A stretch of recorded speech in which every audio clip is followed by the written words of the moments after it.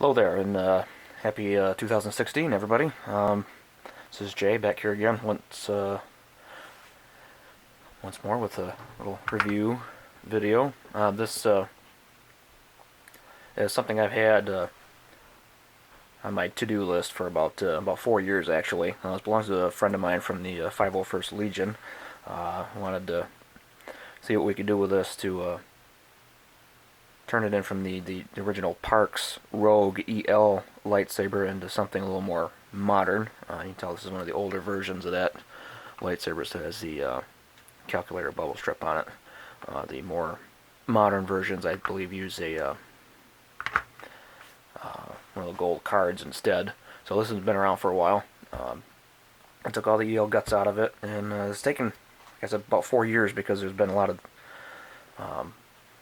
issues that come up, either my own personal life or my friend himself, where it got kind of put on hold and backburnered and so forth. But the hardest part on this really was getting a new blade socket done for this.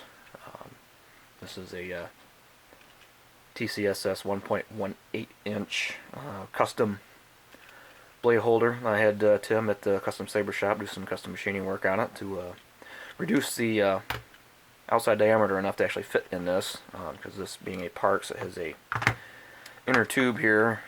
This runs the whole length of the inside of the saber here. It's basically a one-piece hilt. It only has about a 1.14 inch inside diameter, so I had to have that blade socket machine to fit. And the nice thing is it already is set up for a 1-inch blade. Tim did the other extra detailing work to try and get it close to the original, which here, which look like this. It's about as close as we could get it, where it still looked like it fits the piece. Without trying to duplicate all this, it would have been a little more expensive.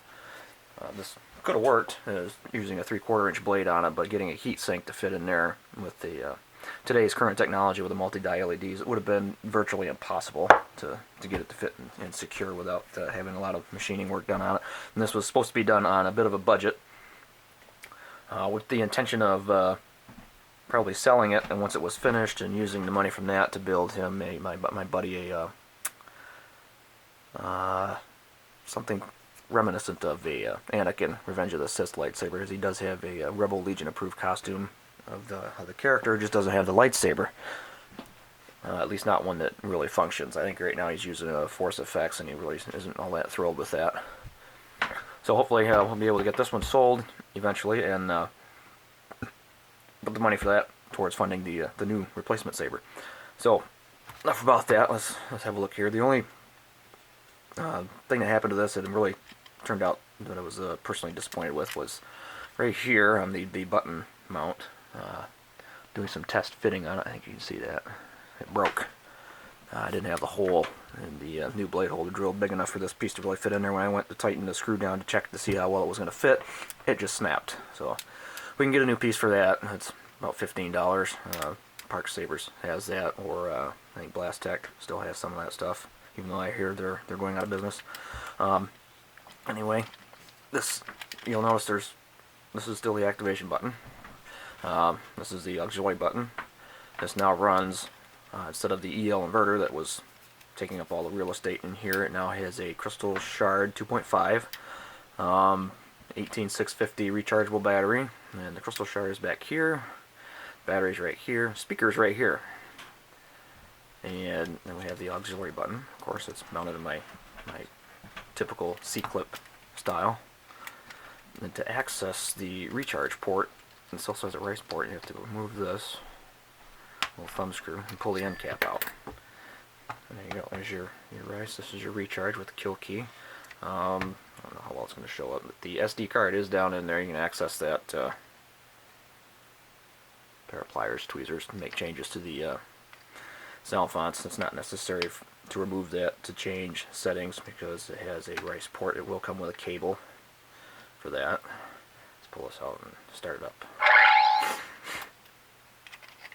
And just replace this. You don't have to worry about anything shorting because the both the rice and recharge port are both heat shrink wrapped with insulating heat shrink.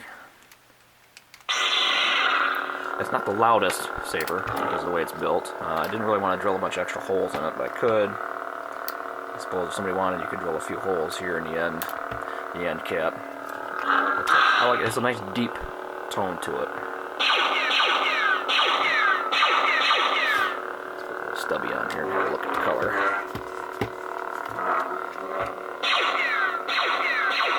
It's really comfortable to handle. This actually would probably make a decent dueling lightsaber. And it's easy to press both buttons on these, like with the crystal shard, to change the color. This one's a Cree XPE RGB. It's just standard RGB from LED Supply. TCSS was out of their Copper Nova version, or I would have gone with that. And to change color, just press both buttons. This one I had to reuse this sort of cheesy looking stock original activation button, but I did take it apart and modify it. I pulled all the guts out of it, reused the spring function, and installed a mini tactile. And it's got a nice cushy feel to it, but it's very accurate with the button pushes, so it's a little sensitive. Somewhere here. Yeah, I put one of these inside the switch. I can hear it click. I think you want to change the sound bank. This party's over. Different light color, it's purple.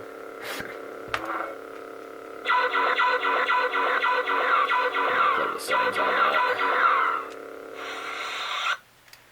So we got shatter point. And it's got 6 sound banks on it. I got a sound font in each one of them, so it's already set up for that. These are all sound fonts that are found on the Crystal Focus 7 or prior versions of the default packages.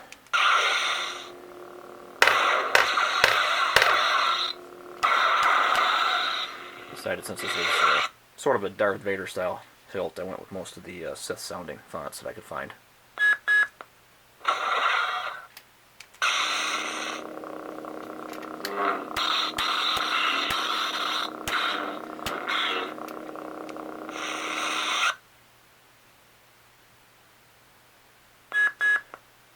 Episode 5.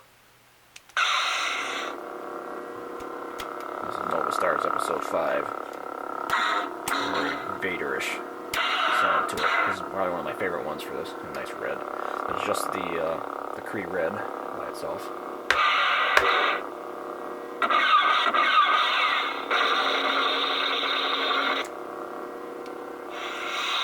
And the last one I went with Episode 6 by Nova Star as well. Episode 6.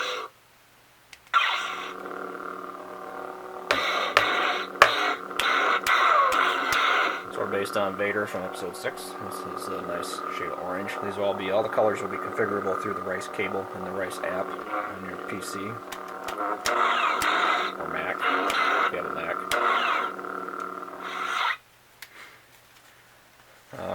Let's see, the speaker is actually the little 20mm Mega Bass job from the Custom Sabers shop.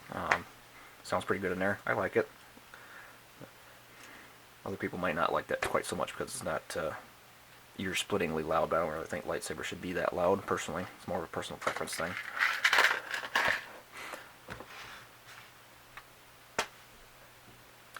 Oh, so there it is. That's one of the rare times I ever do a conversion. This was a Parks Rogue. Probably will be for sale sometime this week on the FX Sabers forums in the Trade Federation section. I'm still just working out details of how much it's going to be. It should be less than $500 though. So, as always, thanks for watching, and we'll see you next time.